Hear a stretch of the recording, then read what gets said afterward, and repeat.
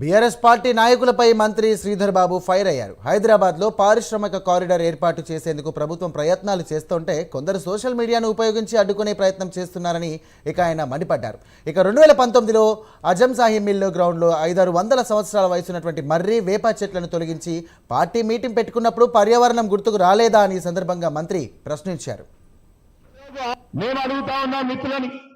ఆ రోజు ఆజంజాయి మార్కెట్ కు సంబంధించి ఇప్పుడే మా నాగరాజు గారు చెప్తా ఉన్నారు, గౌరవ శాసన సభ్యులు. ఆ రోజు ఆజంజాయి మరి గ్రౌండ్ కు సంబంధించి 500-600 సంవత్సరాలకున్న మర్రి చెట్లను,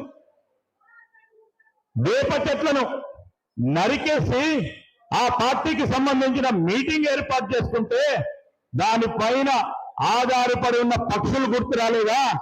పర్యావరణానికి సంబంధించి 2019లో మా పాత్రికేయ మిత్రులు కూడా ఉన్నారు. ఈరోజు పాత్రికేయ మిత్రులు ప్రత్యేక సాక్ష్యం.